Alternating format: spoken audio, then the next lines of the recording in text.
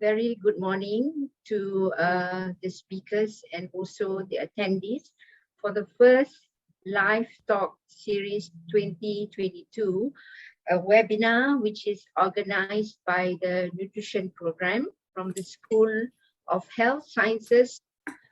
Today's theme will be looking at the prospects for nutritionists in public health and food industries.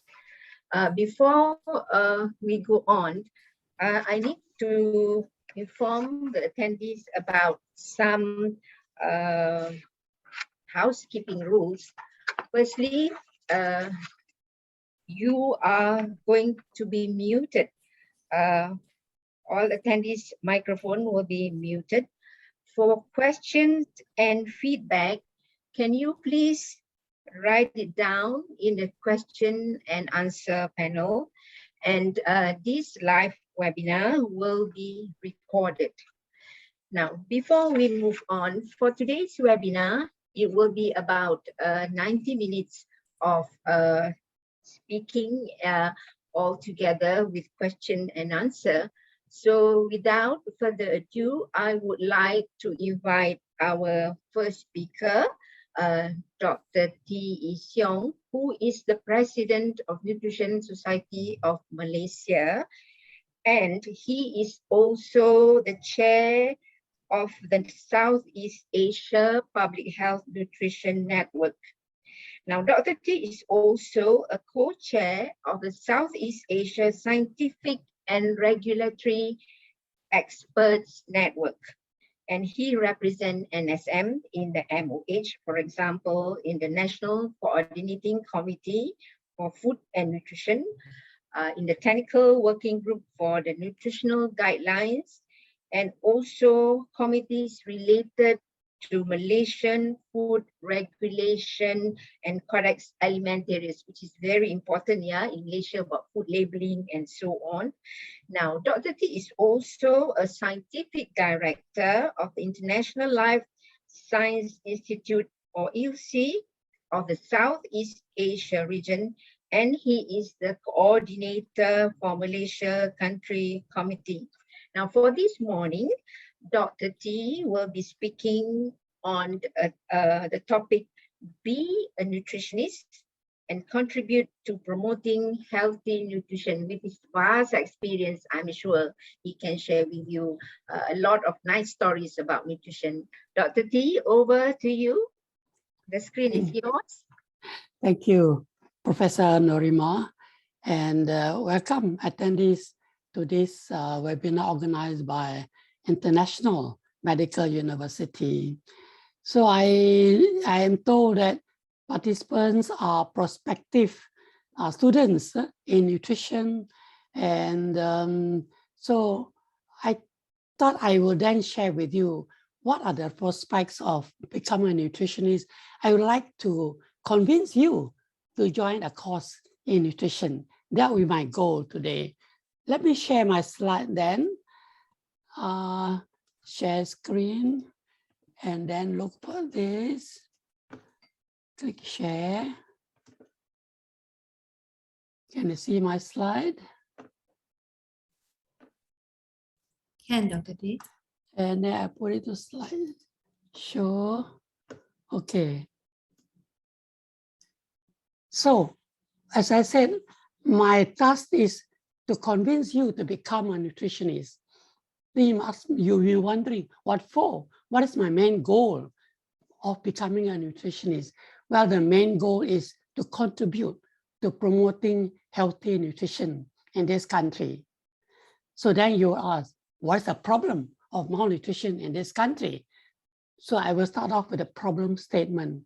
The problem is that malnutrition in any form, any kinds of malnutrition, undernutrition, overnutrition, presents a significant threat to human health. It can affect development of children. It can affect the productivity of adults in a country. It can affect older persons preventing them from healthy aging. So malnutrition in any form will present significant threat to human health. That is the problem then.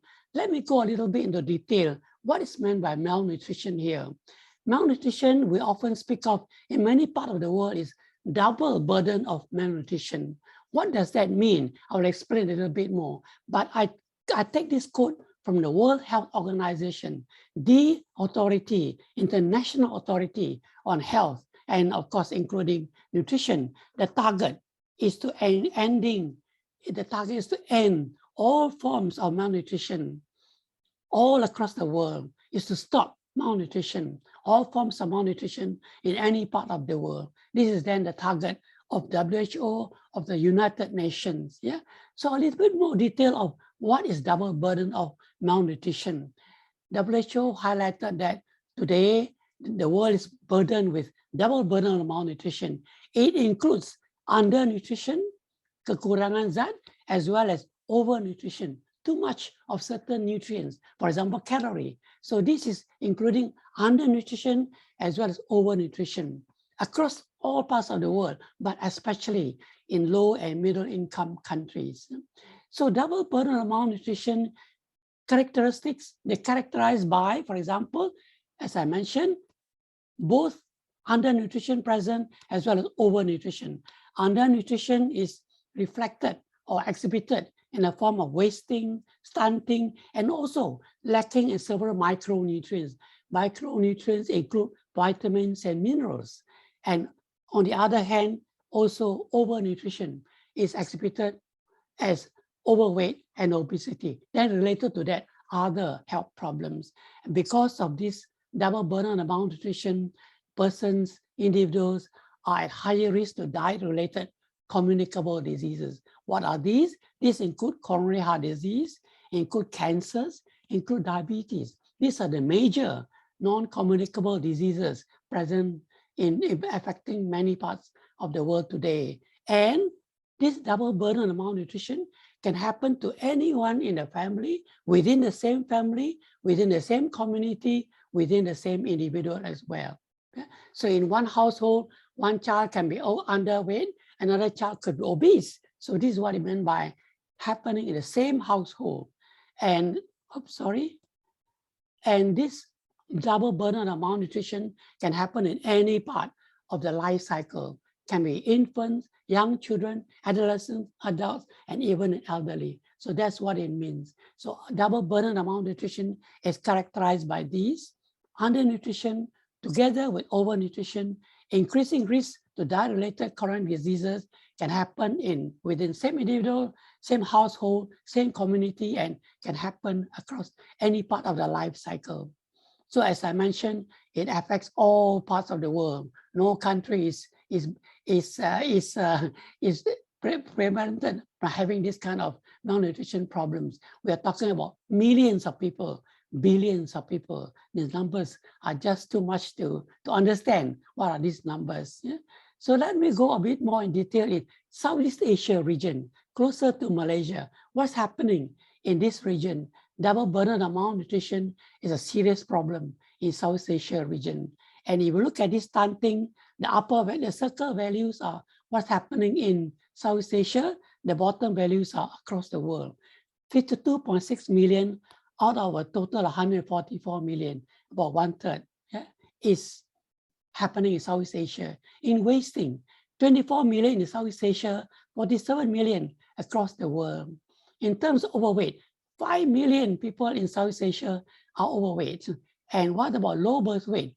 The other extreme of malnutrition is 24%, almost a quarter of infants born are low birth weight. This is how serious the problem of double burden of malnutrition in Southeast Asia region. So a bit more detail of what's happening in Malaysia is that what's the situation in Malaysia? In Malaysia, Malaysia faces a serious problem of double burden of malnutrition. If we just look at overweight and obesity here, overweight is 30%, obesity is almost 20%. If you combine them together, 51% of adult Malaysians are either overweight or obese. Every other adult Malaysian is either overweight or obese. That's a very serious problem for a developing country like ours. And become overweight or obese is a major risk factor to other risk factors for non-communicable diseases. For example, diabetes. persons who are overweight or obese are at greater risk to diabetes. That's what it means. Persons with overweight or obesity are at greater risk to hypertension, to high blood cholesterol. These three, in turn, become major risk factors for cardiovascular heart disease. So we are facing very serious problem of overnutrition in this country. Then a bit more data to convince you. Actually, there's a lot of data, convincing data. There's no more dispute about this prevalence of high prevalence of these risk factors of NCDs. High blood glucose level is now 18, almost 20%. This is 2019 data. We are now 2022. It could be even higher than that. And the values are rising. You notice that. And then the next parameter or next risk factor, high blood pressure, is hovering around 30%. Yeah? It's very high. That means that every 1/3 of adult Malaysian can have high blood pressure. What about high blood cholesterol? Having high blood cholesterol in the blood is a risk factor for heart disease. Yeah? So almost slightly over 1/3 of adult Malaysians have high blood cholesterol. So these are very serious, high prevalence of risk factors of coronary heart disease in this country, risk factors of NCDs in this country. If you look at the combination of these risk factors, if you pay attention to the middle here, to the middle area here, 8.1% of adult Malaysians have a combination of high blood sugar, hypertension, and high cholesterol. That means 1 in 12 adult Malaysians have this combination of 3 risk factors together. And that is very serious. Not just having 1, but 3 risk factors together. So this is just to impress upon you that Malaysia is facing very serious problem of non-communicable diseases, and heart disease is the most common way of dying in this country, common cause of death in this country. What about data in children? In the case of children, the situation is not much better. If we look at the data, large-scale data from across the region, from across several years, different study groups, different research groups, the data is very consistent, almost consistent. Stunting is around 10% or so. Thinness is about 10%. But what about overweight and obesity? The prevalence is much, much higher, 3-4 times higher than undernutrition problem. Overnutrition problem is a much more serious problem than undernutrition. We are talking about 33%, 35% of school children are having this kind of overweight and obesity problems in this country. Again, emphasizing that obesity, overweight is a serious problem amongst Malaysian children. What about undernutrition problem? I say that's much lower. However, in recent years, it has been pointed out that stunting has become a serious problem, increasing problem in this country. That's a bit alarming because we are becoming a developed nation. We should be getting rid of undernutrition problems, but that is not so. If we look at stunting, 2011, 2015, 2019, the level is increasing to now 20% of children under 5 could be stunted. And that is a long-term undernutrition caused by, of course, not enough nutrient, mainly calories and protein. Yeah. So this is just a bit data on underweight, overweight in this country. What about micronutrients? And iron deficiency is a serious problem amongst many parts of the world and also in Malaysia. Anemia is a problem caused by insufficient iron in the diet. And if you look at the data from Ministry of Health, 1 in 5 or 20% of the people could be suffering from iron deficiency anemia. What about in pregnant lactating women? And this is even more. Women of reproductive age are higher.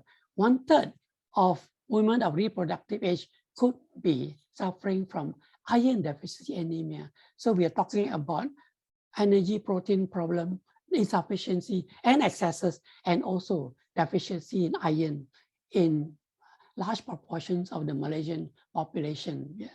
So I think enough talking about the problem. The main solution, we should be talking more about, so what do we do about it? What are the solutions?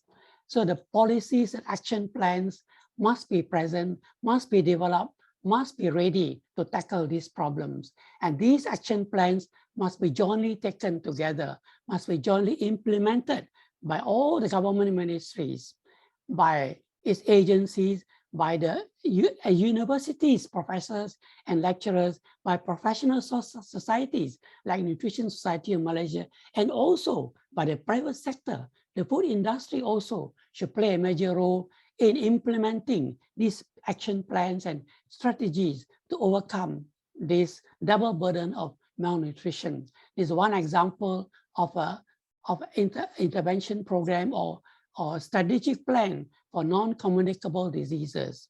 And the main focus is on nutrition policy and also national plan of action for nutrition. A few slides to explain to you what is the national plan of action for nutrition and how do nutritionists come in here. So this is a master plan, a blueprint for combating undernutrition and overnutrition in this country, the National Plan of Action for Nutrition. And if you look at this, is a framework for National Plan of Action for Nutrition. There are objectives here to reduce anxiety, promoting well-being of the Malaysians, and there are enabling strategies here. Below that are the facilitating strategies, and then foundation strategies. This is what the National Plan of Action aims to do, the framework for combating undernutrition and overnutrition. And just to impress upon you that the National Plan of Action combats malnutrition across the life cycle because it affects anyone throughout the life cycle, infants, young children, adolescents, adults, and even elderly. That's what the national plan aims to do. So we know that there are action plans in this country, there's nutrition policy, strategic plans by government agencies. Who is entrusted to implement these action plans? It should be the nutritionists. The nutritionists are the ones who should be entrusted, who should be given the responsibility to promote well-being of Malaysians, to prevent double burden of malnutrition. This is where we want you to become a nutritionist, to study and become a qualified nutritionist in this country. To further promote the role of nutritionists, to recognize the importance of the role of nutritionists, a law was passed in this country in 2016. This is called Allied Health Professions Act. And now, 5 years later, we are already in the final stages of implementing this law, Allied Health Professions Act. And nutritionist is one of these allied health professions. So under this law, it will enhance the status of nutritionists. It will recognize nutritionists as professionals. So this is for the purpose of prevent fraudulent practices of nutrition. We cannot have everyone pretending to be a nutritionist, people who never even study nutrition, claiming himself to be a nutritionist and promoting healthy eating and so on, and they are not qualified to do so. We only want suitably qualified nutritionists, qualified, graduated from recognized universities. Only these people can apply for registration and get a certificate to practice as a nutritionist. This is what the Allied Health Professions Act aims to do. And in the next several months in this country, you hear about registration of nutritionists and other allied health professions. I think I should explain to you what is the role of a nutritionist, what's the description of a nutritionist, where would a nutritionist work? A nutritionist advocates and promotes nutritional well-being of the individual or the population. So note the keyword, advocates and promotes nutritional well-being. What for?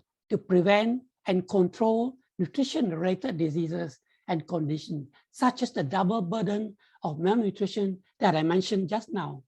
So the role is to prevent and control these nutrition-related diseases, undernutrition as well as overnutrition, through various target groups, individuals, households, families, and so on. How do nutritionists do that? Through policies and regulations, promotion and education, through talks and go down to the community and so on, through training, educate and train young nutritionists, assess and monitor situation of people in the country, carry out nutrition intervention programs, consultancy, so people can work in different places. Research and development, of course, is very, very important. Yeah. So a little more detail on where does a nutritionist work. Although my focus is on public health, I can share with you also a nutritionist works in many, many sectors. And if you graduate as a nutritionist, you could be in any one or two of these sectors. It could be promoting nutritional well-being of the community, public health, nutrition. You could be preventing at the different settings and level. This is public health, nutrition. Number three, you could be assessing, monitoring the status of community nutrition. You could be in a university, you could be in public health doing this. You could be in a research institution doing that. Number four, implement and develop nutrition policies and programs. You could be in headquarters in Ministry of Health. You could be in a research organization doing this. You could develop, implement nutrition intervention programs.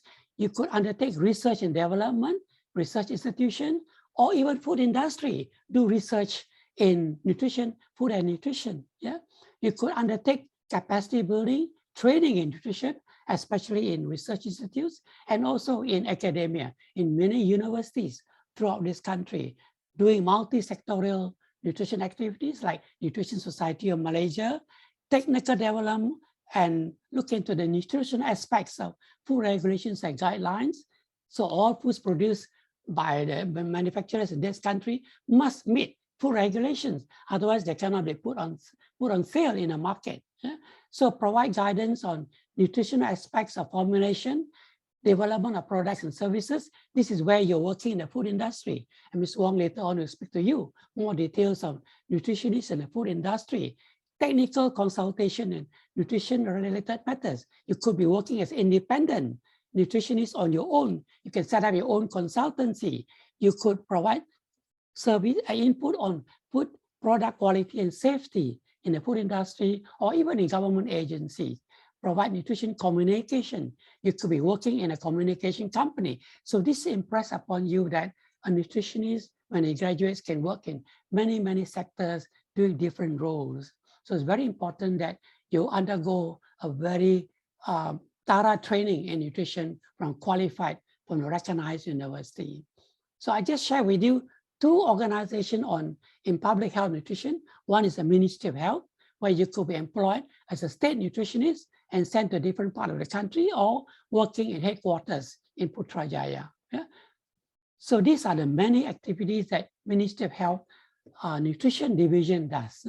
Variety of activities targeted across the life cycle, infants, young children, adults, and so on. Yeah. So these are the various target groups across the life cycle.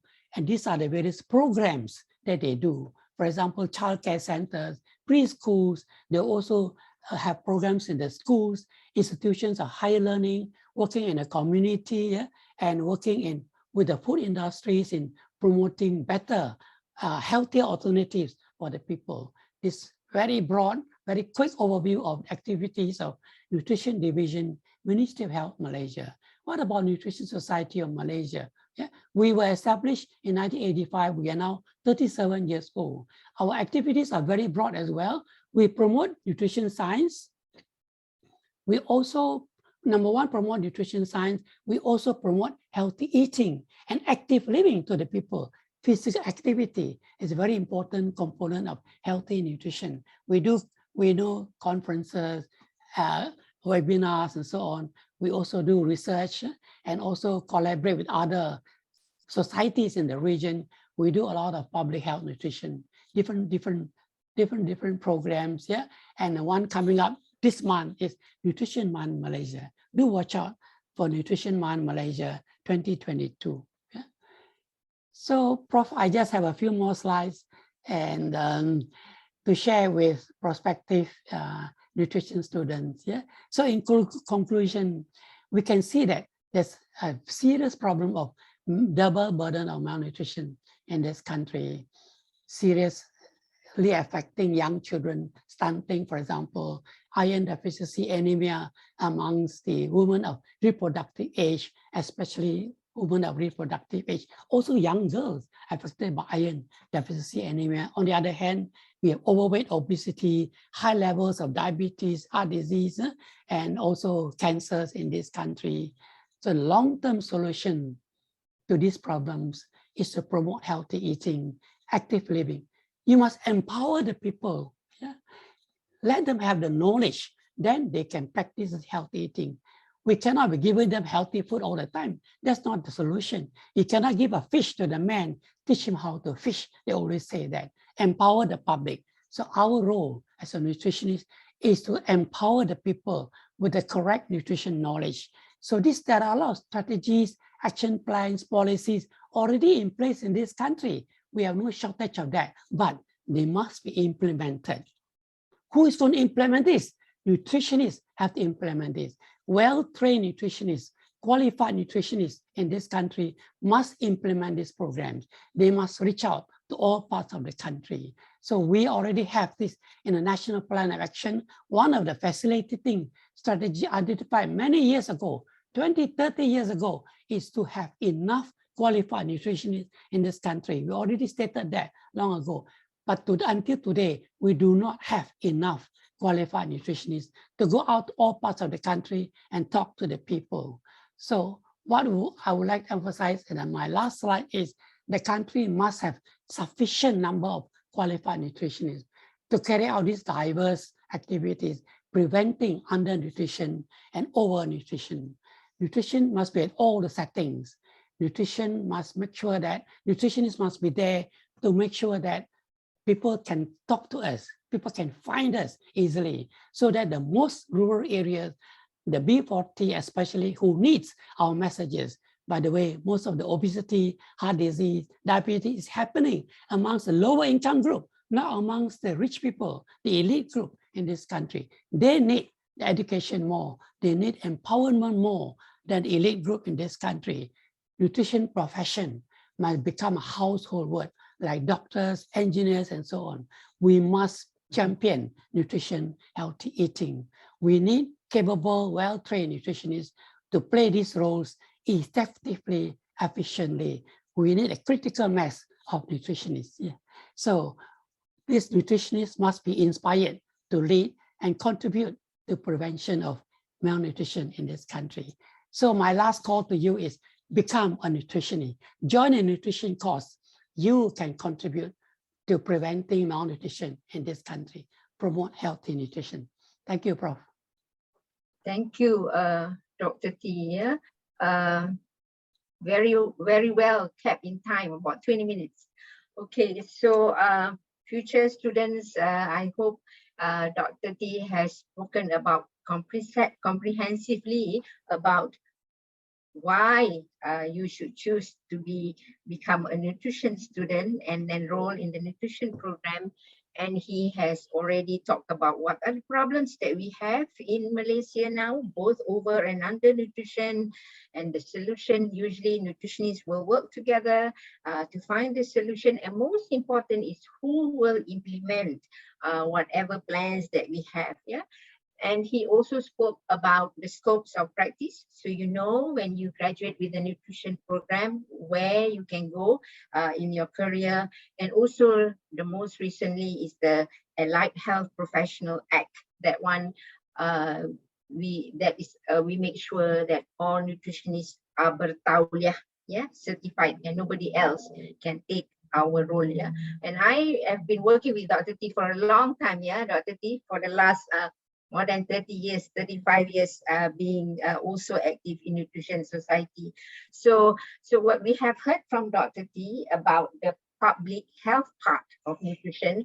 So let us move along to our second speaker. She is Ms. Wong Mei Ching, and she is Group Corporate Nutrition Manager in Nestle, Malaysia. So Ms. Wong Mei Ching has a BSc degree in biochemistry, but she pursued nutritional science for her master's in Massey University in New Zealand.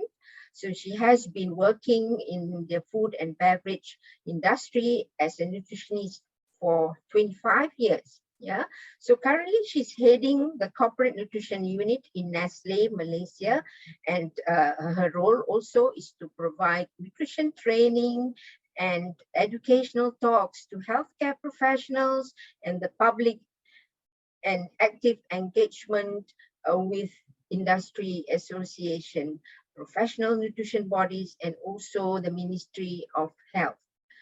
She does that talking on nutrition related topics. And she recently has become a fellow of Nutrition Society of Malaysia, and also a member of in IMU, the Graduate Preparedness Advisory Committee. So today, Ms. Wong Mei Ching will be talking to us about how to obtain a fulfilling career as a nutritionist in the industry. So Ms. Wong Mei Ching, the screen is yours. Hopefully in 20 minutes, yeah, Ms. Wong? Yes. Thank you. Thank you, Professor Norima, for your kind introduction. So let me just share my presentation on the screen. Just tell me once you see the slides. We can, Ms. Wong. Yes, Okay, let me just put it on presentation mode, yeah.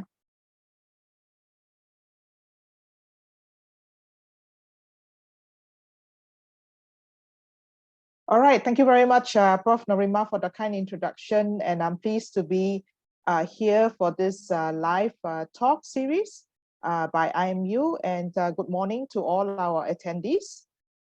So my topic for today is how to obtain a fulfilling career as a nutritionist in the food and nutrition industry, and Dr. Tee has made a very good introduction in his presentation, and it flows very nicely to the next part of the talk. So what I'd like to do today is a quick recap of the role of the nutritionist. I won't speak too much about that, but I wanted to put into context, the role of a nutritionist working in the food industry. Also covering on the topic of nutrition as a career choice, and I would also share my personal nutrition career journey with you. A little bit also on the scope of work, again, very specifically in the area of the food and nutrition industry. Where can you work? Also, what are some possible career progression? And I'll finish off with some essential competencies that you would need in order to succeed in this role. So let me firstly start by, talking about the role of a nutritionist in the food and nutrition industry. And you've seen Dr. Tee mention, right, that our role is really to advocate and promote nutritional well-being and prevent and control nutrition-related diseases. But it's also equally important to note that we're talking about different settings and levels. And here in the area of food and nutrition industry, specifically, you will see that the role focuses quite a bit on education, training, consultancy, and also research and development. And you will see in the next couple of slides, I explain a little bit more into each of these roles that you see. So essentially the role of a nutritionist, whether it be in the private sector, public sector, more or less, it doesn't run far. Yeah, it doesn't run far. You could be working through different settings, different levels, but essentially the aim is still to advocate and promote nutritional well-being. Now, perhaps, and I'm sure many of you online are prospective students, and you'll be asking, is it possible to have nutrition as a career choice? And obviously, as Dr. Tee has well explained, there is really a need for it, yeah, because of the nutrition and health condition of the country. And definitely, this is really a very noble career choice. And for some of you, for example, you could be interested in healthcare, right? Seeing the nutritional and health situations in the country, you are interested in healthcare, but then you feel that maybe I don't really want to become a doctor, right? But this is certainly something of your interest. I think that's important because we also do not want, I remember when I was a kid, our parents always have certain expectations, right, on us on what to do. But I think for me, it's very important, something that should interest you. You should do something that is of your interest, because that will really, drive your career, and that will really drive your passion towards whatever that you do. At the same time, you might be considering, I also want to contribute, right, towards making lives healthier, as we have mentioned, right? We understand the problem, but we also want to be part of the solution, right? We want to contribute towards making lives better. We want to, of course, influence the future of food and nutrition in the country, right? So I have a little bit of picture here to say that, oh, should I become a nutritionist because I'm a foodie, right? Or maybe some of you say that, oh, maybe this career will earn me a lot of money, right? So these are jokes aside, I think these could be something that you are thinking about. But I think on a serious note, I think this is something that I think all of us can really consider nutrition as a career choice. Yeah. Now, I wanted to share with you also a little bit of my own career journey. So as Prof. Norima, when she made the introduction, I'm now already 24 years, right, as a nutritionist. I started my career back in 1998, joining a nutritional product company. And then over the years, I've worked through, of course, you see the job titles change a little bit, but essentially, very much focused on nutrition, and of course, opportunities to work overseas, also locally. But really, I think if you ask me what drives, such long years, working in this, field, it's really, as I said, the passion for it, the interest in nutrition, the passion for, wanting, to make things better for Malaysians in the area of nutrition. Yeah. Now, and you can certainly, I think, speaking from experience, you can certainly build a rewarding career with being a nutritionist. And of course, on top of my mind, I think what I feel strongly about is that by being a nutritionist, you can truly influence for good. So when we talk about influence for good, in what area, right? You might be wondering, in case you're not convinced yet by what Dr. Tee has shared earlier, in the area of communication and education, right? I think for those of you who are very active on social media, you see, right? You see many people putting up, nutrition and health messages, and sometimes you're not sure if they are credible, right? But here, as a nutritionist and as a registered nutritionist, as a qualified nutritionist, you would be able to put forth credible nutrition messaging, product information, as well as marketing messaging. Even if you work in the food industry, doesn't mean that we cannot play a role, because our role is to then help our marketing teams to put forth credible nutrition messaging, but also information with regards to their products. At the same time, there's also opportunity for us through the actions that we do, through the materials that we create, to nudge people towards healthier lifestyles. Of course, we can't run away as well. As a nutritionist in the food industry, you can help, right, to influence your organization in, developing product options for people, right? Looking into how we can, produce nutritious products, and how we can over time, improve certain nutritional profile of products. And even, for example, indulgent product doesn't mean that we cannot, make it better, because I'm sure some of you would have heard talking about mindful snacking or healthier snacking, right? There are certainly opportunities for us to influence towards, helping the organization develop such products. And of course, not to forget, shaping the future of food and nutrition through what we do, through the products that we roll out, that we, launch, right? And through our role in engaging with stakeholders. We hope that in the future, we are able to slowly be able to shape the future so that it becomes a more positive future for us, and also ultimately build a healthier nation. All right. The general scope of a nutritionist in the context of a food industry, I think Dr. Tee gave you a very wide scope in different settings. Here we're looking specifically in the food and nutrition industry. So very briefly, I touch on nutrition communication and consultancy. So on top of developing communication materials to communicate the organization's product, but you also have opportunity to conduct nutrition training and talks, whether it be to employees or even to the members of the public.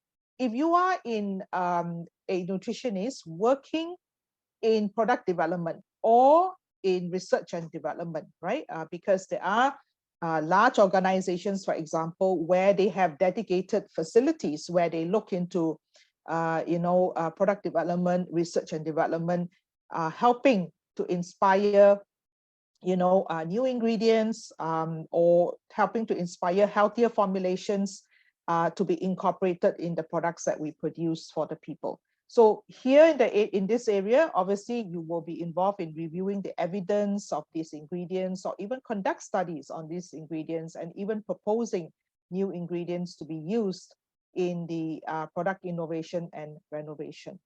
And nutrition advocacy, I think Dr. Tee also has mentioned before, and in my role currently, I also do quite a lot of engagement, with governmental and non-governmental stakeholders, as we look into shaping the future of the food and nutrition in the country. Okay, where can I work? So obviously, in the food and beverage industry, you can be working in the marketing department, but also product development centers, as I mentioned, R&D centers, food ingredient companies. There are many food and nutrition companies actually source ingredients. And so these food ingredients also do employ nutritionists in order to be able, to share with people what are the benefits of these ingredients, how can it be used, so on and so forth. In the food and nutrition industry, you also, of course, will have wellness and fitness centers, right? Where there are many right now that focuses a lot more, more on the holistic health, but very much also strong focus on nutrition, where they do employ nutritionists in this regard. And of course, nutrition consultancy. For example, there are smaller F&B companies where they may not be able to afford a full-time nutritionist. They may use nutrition consultants, right? External nutrition consultants, freelance, And there are also, some of you may be familiar, a lot of this vegan cafes or up and coming smaller cafes where they are into, customizing meals for people, healthier meals for people, where they also employ nutritionists to craft these, specialized meals for people who are interested to purchase those kind of products or foods. Okay. What are some possible career progression? What are some possible career progression? So, so for somebody who has worked in the industry for a while, you could, for example, you start off as a fresh graduate, but as you work your way up, you become a manager. And then after that, you could be heading the department, heading a nutrition department. And for somebody who's gone after heading a department, you could then take a regional role. It's possible. Or some have actually gone on to do freelance, right? They've worked in the private sector for a while. They decided to have their own consultancy firm. But there are also nutritionists, of course, who have gone on to other fields, to other roles that as they explore in their career. But of course, here, what we're trying to convince you is, of course, to become a nutritionist, right? But it can, be a springboard to other jobs as well. Okay. A question that some of you may be asking, right? Is this a well-paying job? Well, it can be. It can be a well-paying job. I tried searching this yesterday. I had a look at the job street, and it seems like the average pay is between 2,008 to 3,000, right? As a starting, as a starting pay. So But having worked in this industry for so long, I can say that it is some, you can actually be well paid even as a nutritionist. But I think more importantly, which we would like to, of course, emphasize is that it's truly a rewarding job, because at the end of the day, you go home satisfied knowing that you've made a difference for today and the future. So I'd just like to finish off by looking at what are some competencies, what are some essential competencies that you would need to succeed. And in fact, I would say, in my personal opinion, I mean, it doesn't matter which career you go into, but some of these, competencies would still be relevant. Yeah, I think the first one is talking about resilience, right? Resilience, or some people call it, how adaptable you are, how tough you are.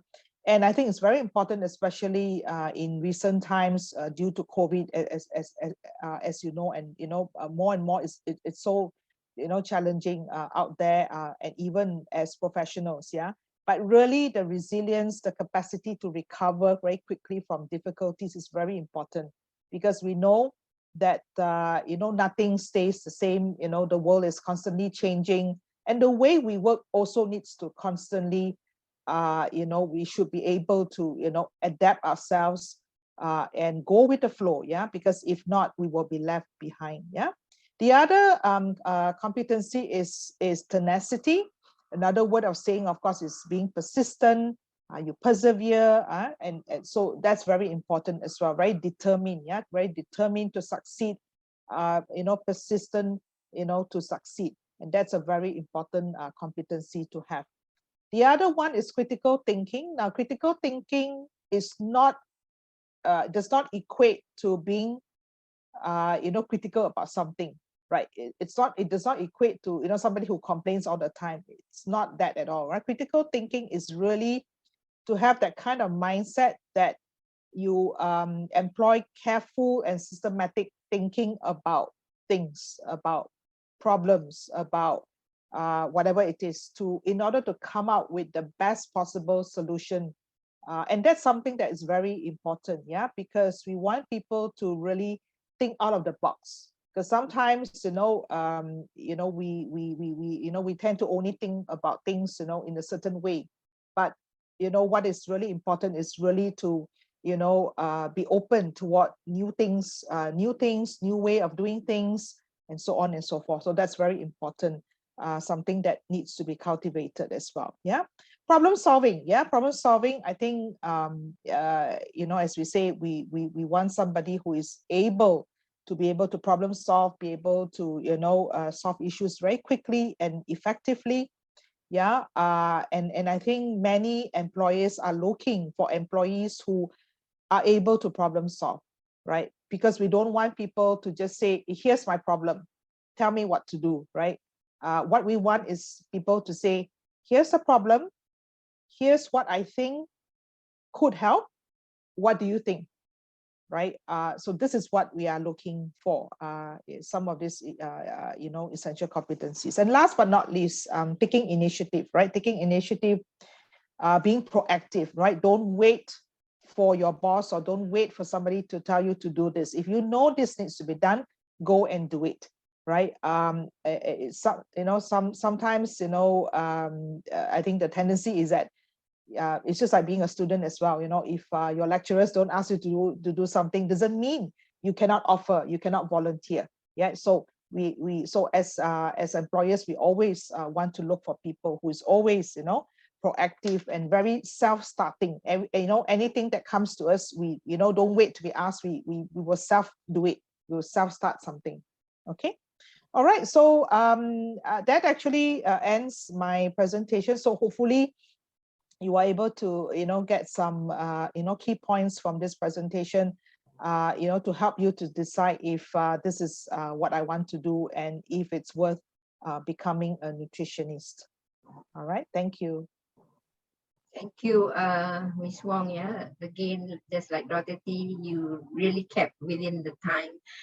Now, I hope our potential students here, Ms. Wong has already discussed a lot of important things for example, career opportunities, more important essential competencies that a nutritionist should have, not just in the food industry, but also anywhere, basically. Yeah.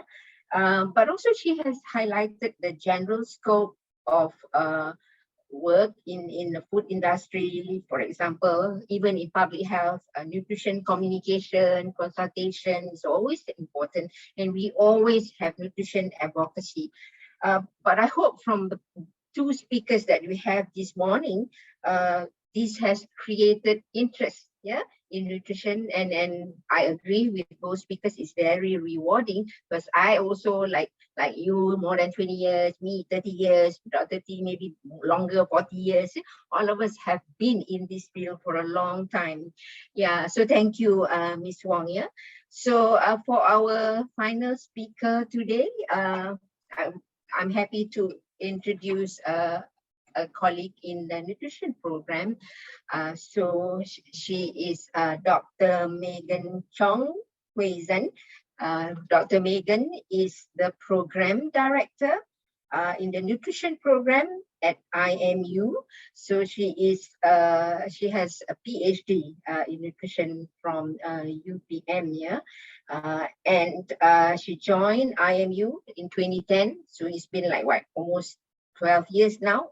And she has played key roles in the development and launch of IMU nutrition curriculum. So she's the person to be talking to us about curriculum in IMU, and she has been involved in many collaborative research projects and currently is appointed as research fellow at the Center for Environment and Population Health, IMU Institute for Research, Development and Innovation, or in short, IRDI.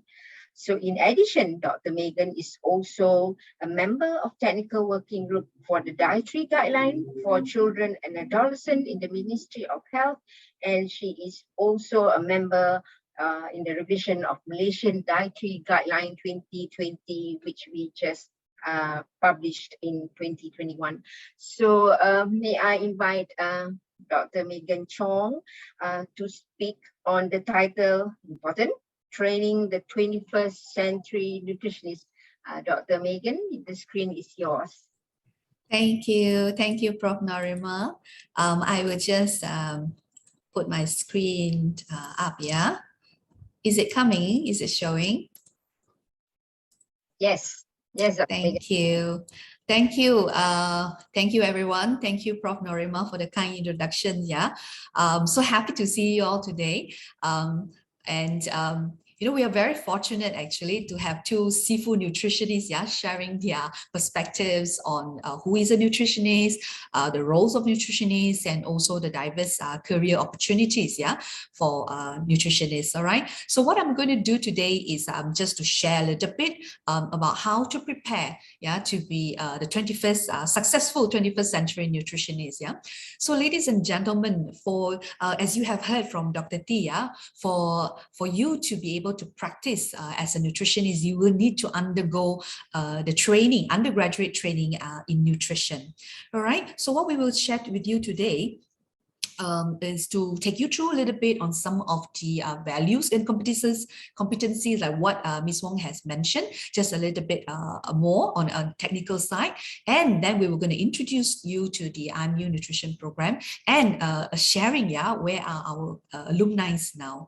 All right. So, you know, nutritionists or nutrition leaders of tomorrow, yeah, would face different challenges than those we are facing today. So besides having this strong grounding in nutrition science, they will need to be very tech savvy and very information savvy.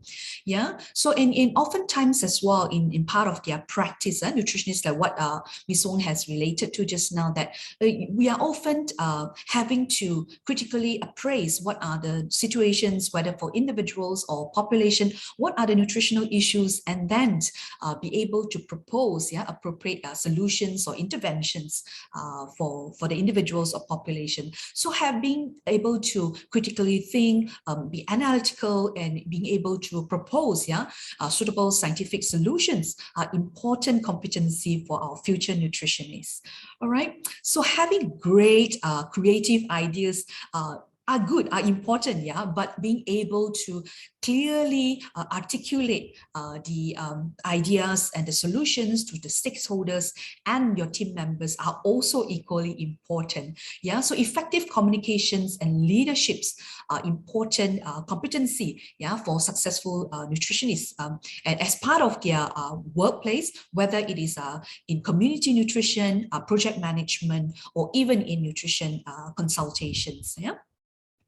So, besides having those being knowledgeable, technical skills, having these interpersonal and good people management skills are also important.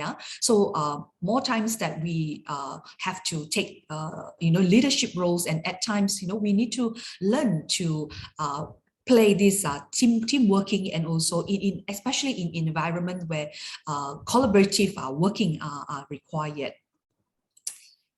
So many of the nutritionists, future nutritionists or current nutritionists, are slowly transitioning, or more of them are transitioning into setting up their own businesses, or even venturing into food industries and all that. So having this strong business acumen are also important.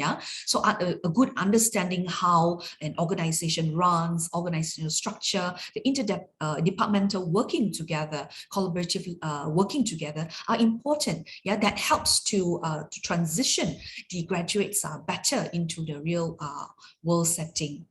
real work settings.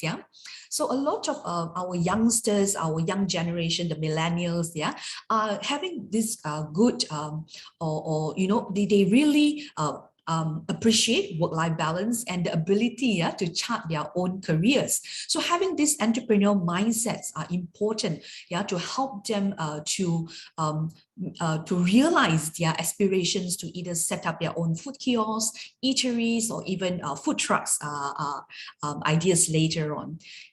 Besides having this entrepreneurial mindset, being valuing this work-life balance, generations of today and tomorrow are also having this great understanding and awareness about multicultural sensitivity, and they are very aware or place good importance on what are the global issues that are happening.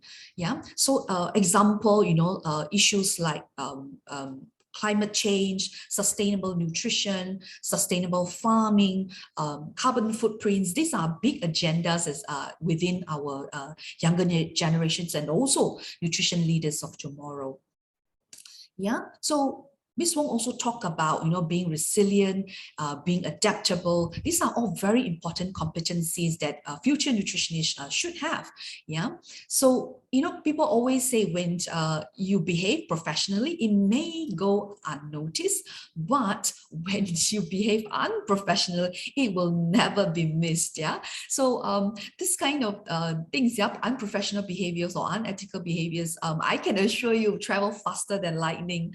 All right. So I think being professional, being ethical are truly important, on top of being skillful and knowledgeable. All right. And as part of our, our career or our growing up, we do make mistakes, we fail, but I think it's very important for us to be able to quickly gather ourselves up and also be adaptable to different settings and situations. So the famous Albert Einstein used to say, the quotes, so the measure of intelligence is the ability to adapt.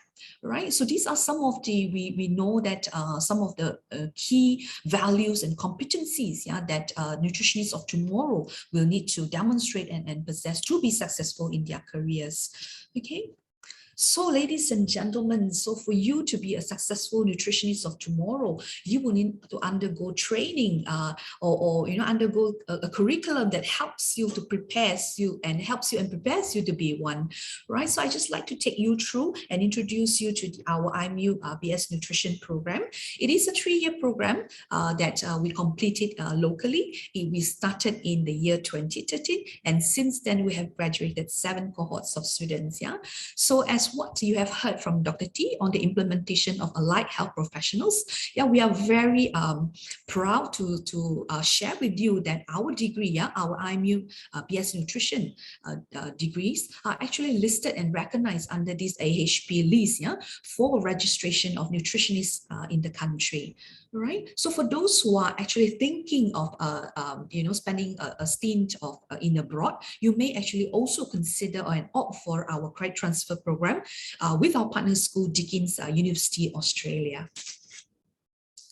Okay, so let me take you through, yeah, some of these strength of our curriculum and some of the features and pedagogy, yeah, of our IMU program, right? So we are actually very proud to say that our curriculum is actually very comprehensive, and we have this robust curriculum that is crafted, yeah, with the input from our industry partners, yeah, like what Ms. Wong has mentioned. She is actually part of our Graduate Preparedness Advisory Committee, yeah. So these our GPAC members are actually key opinion leaders, you know, in their respective field, and they come and help us to review and give input to our curriculum so that, you know, we are preparing for nutritionists for tomorrow that are competent and also well prepared for the real world settings. Yeah. So we also value, you know, all our industry partners that we actually invited them to be part of our guest lecturer teaching, yeah, into our programs to the students, right? So to prepare for, you know, the needs of tomorrow, yeah, we also have built in these emerging areas or global issues of nutrition within our curriculum. So our students will be studying, you know, important aspects of nutrition marketing, entrepreneurship, sustainable nutrition, functional foods, and many, many more. They even have to do community nutrition, health promotion activities where they run their own activities, you know, having to do all this project management. Yeah. So this is where they actually having opportunities to hone their skills in not just planning, implementing and project management skills, and also leadership and teamwork. Right. Yeah, and the other thing that is very important that is also coming up, yeah, is about digital health.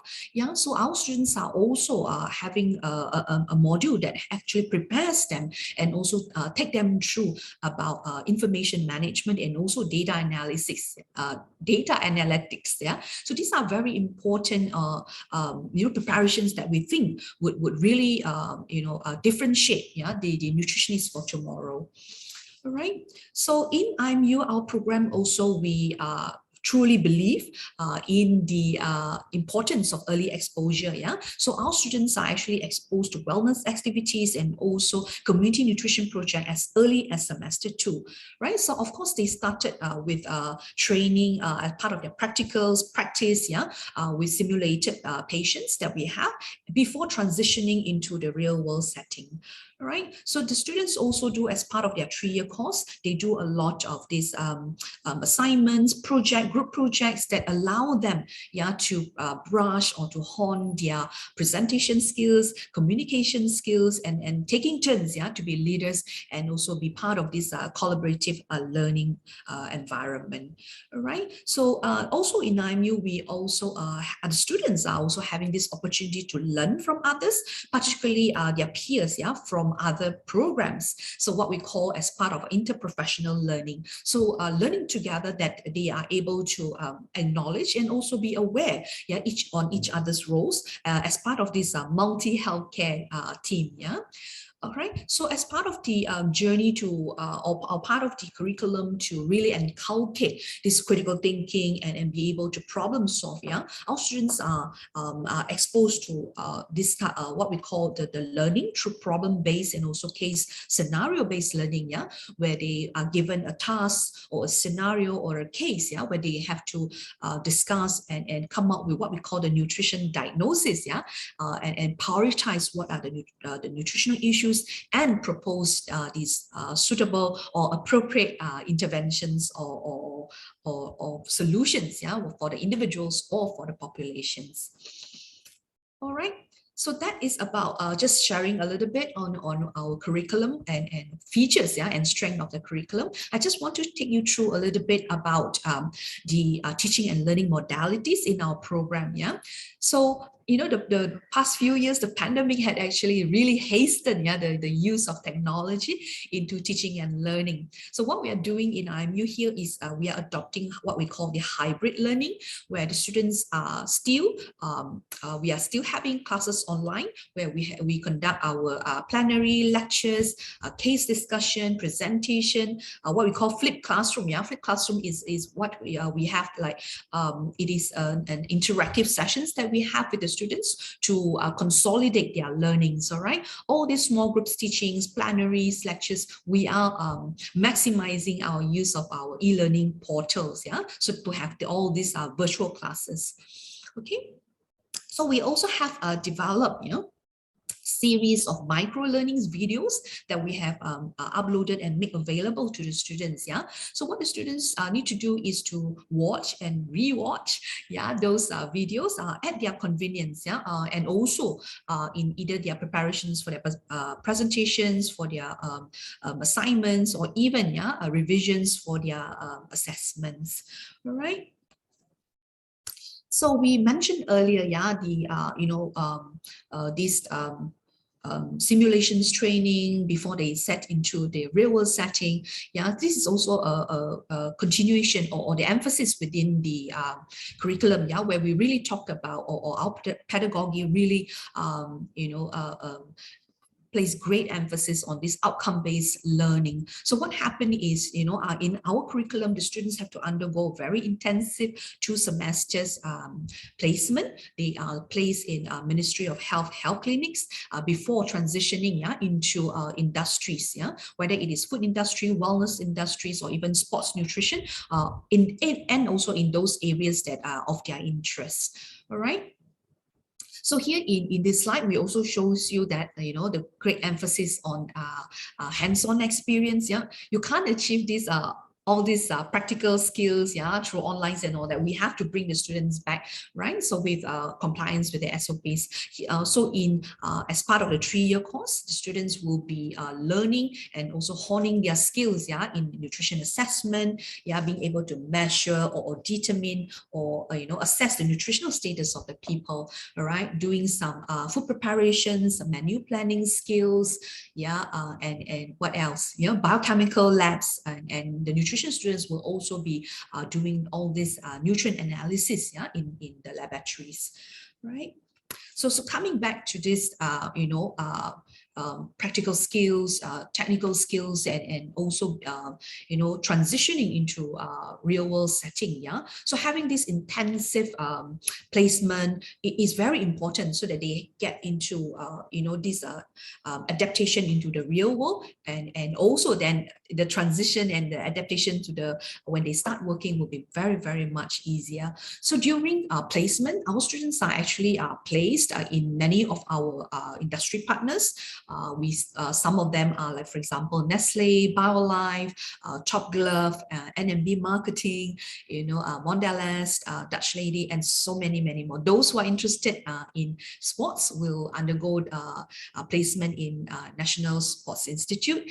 Those who are working or having this interest in nutrition communication may opt to do their internship in UltraWorks, M&B, marketing, and all these are part of our partners. Yeah. So during the placement, the students are not only able to apply what they have learned, but they are able to contribute, yeah, to the existing project management, and also being able to contribute and offer their services, as whether they're doing nutrition education, health promotion projects, digital consultation, for example, and also develop what we call these educational materials in various forms, various formats and forms, including infographics, posters, videos, podcasts, so many out there that they are even doing FB Live, all this kind of stuff.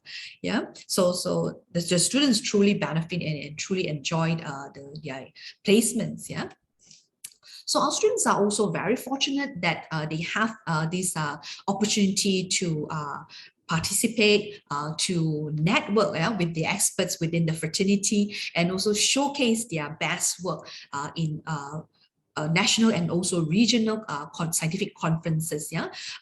Since inception, we're very proud to say that, to share that, our students have been winning prestigious awards. For example, Best Thesis Awards, Best Undergraduate Awards from Nutrition Society Malaysia.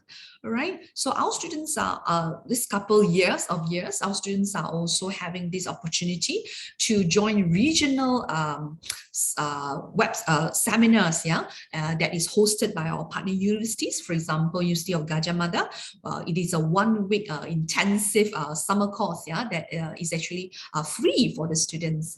So we also last year, the students also participated in the this research seminar that we actually co-hosted with Deakin's University, where the students are coming to do their presentation sharing, and so to exchange research ideas with nutrition students from Deakin's University, Australia.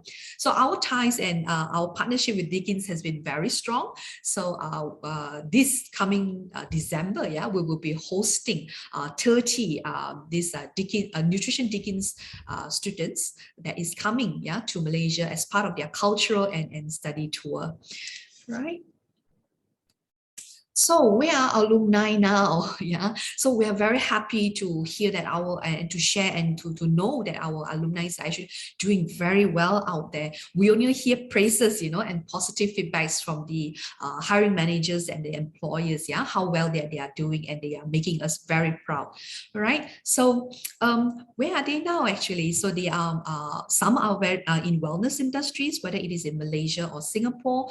Some are in food and nutrition companies. We also have a couple in health and nutrition supplements company, ingredients company, and we also have a few, with those entrepreneurial mindset, have already started their eateries and also running their own food businesses, right? So we are actually also happy to share, all our graduates are actually able to secure employment within 4 months of graduation. Some of them are even got job offers, before they even completing their placement. All right. So this is actually all I have for today, Prof. So I truly hope that, with all the speakers that we have shared, today, that we have actually somewhat opened your eyes and opened your heart, to consider a career in nutrition. Right. Thank you so much. And over back to you, Prof. All right. Thank you, Dr. Megan. Very comprehensive information on how and what the students are going to learn in nutrition in IMU. So we have come to the end of the speakers, and we are going to our Q&A session here. So questions have been coming in, and I'm scrolling through the questions. I think the students are not so clear about whether food scientists can be a nutritionist. Do I need to take chemistry and that sort of thing? So maybe Dr. Tee, there are a few questions which I feel that you will be the right person to talk about the Allied Health Professional Act. So a question like, is nutrition the same as food science? Can I become a nutrition after degree in food science? And also another one, if, for example, somebody in the gym who claim that they are nutritionists and start sharing food and diet advice, is there a way that we can check if the advice are legit or not? So more on a Allied Health Professional Act, I think, Dr. Tee. Yeah, thank you, Prof. It's a relevant question. The food science degree question often been asked when we are developing the Allied Health Professions Act. A person with a food science degree cannot register as a nutritionist under the current Allied Health Professions Act, cannot. So food science degree is different from a nutrition degree, quite different. Their training is different, their job scope is different. And so if you, Dr. Megan shared with you a list of universities recognizing, including IMU there, one of the recognized universities, IMU. So if you go to Nutrition Society of Malaysia website, all the 9 universities are there. Look at the names of the degrees. They're all in nutrition. They must be in nutrition. It could be nutrition with wellness or nutrition, but must have nutrition there. So look for this degree. If you really think of joining a nutrition program, look for preferably one of the 9 universities. Look for IMU, one of the examples. Yeah? So that's about food science. The other question is, I go to the gym. Some people often talk to me about diet. He could be a coach, so-called coach in fitness. So there are many of these things happening. We know that. We can't do anything right now. There's no way to check whether he's giving legitimate advice or not. You cannot stop him from giving this kind of advice. That's the reason why we have the Allied Health Professions Act. We only want properly qualified nutritionists to talk about providing nutrition advice. So for now, you can't check because we have not started the registration. After, let's say, 2 years down the road, when people start to talk to you about nutrition, you ask him to show me your certificate, practicing certificate. That person must gantung, hang on the gym or office or whatever. If he claims I'm a nutritionist with a name card, nutritionist, see the license. So that's the best way. Everyone registered and claim to be practicing nutrition must have a license. Registered practitioner must have a license. Prof, I think there was, you may also, whether I should speak to a dietitian or a nutritionist. I think if you want to lose weight and you are quite badly overweight, I think you should speak to a dietitian. Yeah? But if you're talking about prevention, generally prevention, you want to promote healthy eating, prevent various diseases, and just borderline overweight, talk to a nutritionist, okay. But if you really want to have dietary therapy already, high blood cholesterol, you need to have changes to the diet seriously. I think talk to a nutritionist better. Yeah. Thank you, Prof. Okay, thank you, Dr. Tee. Ms. Wong Mei Ching, yeah, like during the pandemic, yeah, has it changed the practice of nutritionists in the food industry? To be honest, I don't think it has changed. In fact, I would say, you know, we probably have a lot more opportunities to educate people, because I know that there was a lot of mention about people eating at home and supposedly should have, you know, resulted in people having better dietary habits, you know, but it doesn't seem to be so.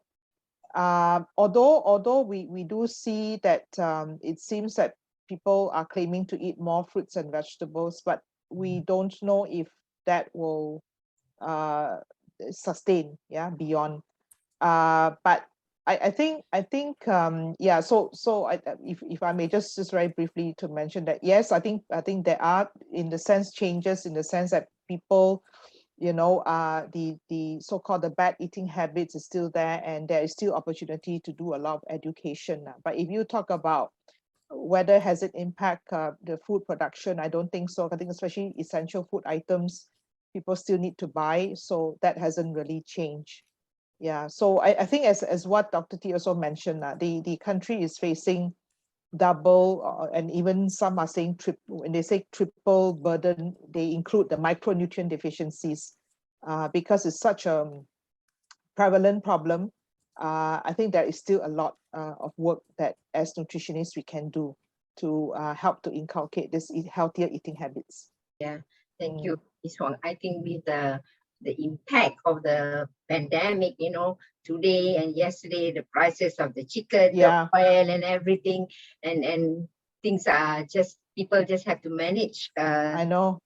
That adds on to the problem as well. I mean, the accessibility to food and affordability is unfortunate, but it is what it is. Yeah. All about food security, and at the same time have to maintain and promote all this healthy, well-balanced diet and so on. So actually it's very interesting, our nutrition profession. Yeah. So Dr. Prof, yes, Narima, Dr. Tia.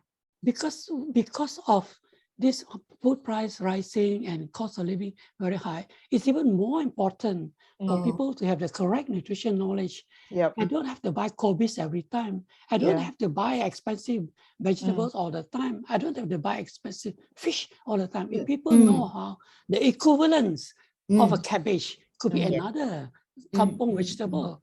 So if that kind of knowledge is there, people know how to mitigate the problem more. So as nutritionists, we all know all those things, you know, the cheaper protein compared to the chicken or the beef or even the fish now. Prof, can I just add up, just top up a bit? I think it's also important, like what Dr. T say, you know, the equivalence, so that the you know, our people don't actually opt to have this substitution. You know, they probably think, you know, those processed food items are actually equivalent to you know, fresh meats and poultry. So that is also something that we have to be aware of, that you know, because of this price increase and because of this food security, that practice could actually also come in place. Okay, thank you. Dr. Megan, I think there are some questions for you. Two questions. First is, must I be a science student to enroll in nutrition program? Yeah, I actually typed the answer. I have already typed the answer. Nutrition is it is a science stream course, ladies and gentlemen. So you do need some strong grounding in science subjects, including chemistry, biology, and or physics. So our friend here, attendees here, who asked about the chemistry, do keep in do reach out to me. So we actually need to understand a bit more. Then we will actually advise you better, on whether you are meeting the requirements or not, having this partly chemistry course in as part of your A levels. All right, Ms. Wong, question for you. How can I get a job in Nestle? Is it true? Is it true that Nestle only hire overseas graduate? Do Nestle hire nutritionists? What is their role? Many students are interested, Ms. Wong. All right, so maybe I'll answer the easy ones first. Yes, we do hire nutritionists. No, we don't hire only overseas nutritionists. In my team, for example, I have graduates coming from IMU, from UKM, from UPM. So we don't look at the university, and of course with the allied health, we will hire only registered and qualified nutritionists. What was the other question already? Did I miss anything? How to join Nestle? How to join? Okay. Well, just like any other organization, make your application, and of course, depending on the vacancy, we will definitely welcome all graduates. So we don't discriminate. As I said, as long as we have the vacancy and you meet the qualifications, we will definitely consider. Right. Yeah. Okay. Thank you, Ms. Wong. I'm happy to see questions coming up from our potential students or already students in this first webinar that we have. And I think I will end the Q&A session now. So on behalf of the Nutrition Program, School of Health Sciences, I would like to thank all our speakers here, Dr. Tee, Ms. Wong, and Dr. Megan for sparing with our weekend time here to be with us in our first live talk series seminar for the nutrition program. For students here, let me remind you, this is the first live series. We will have 3 more coming, and next week I hope you can still join us. Next week's theme will be looking at emerging opportunities in corporate and wellness setting. So a lot of career opportunities that you can learn more by joining our second live talk series next week on the 9th, yeah, Dr. Megan, 9th of July, same time at 10:30. So with that, I will hand over to our secretariat. Yeah. So again, thank you, Dr. Tee, Ms. Wong, and Dr. Megan. And Thank you, everyone. Thank you, the Prof. students. Yeah, all right. Okay. Thank you. everyone. See you.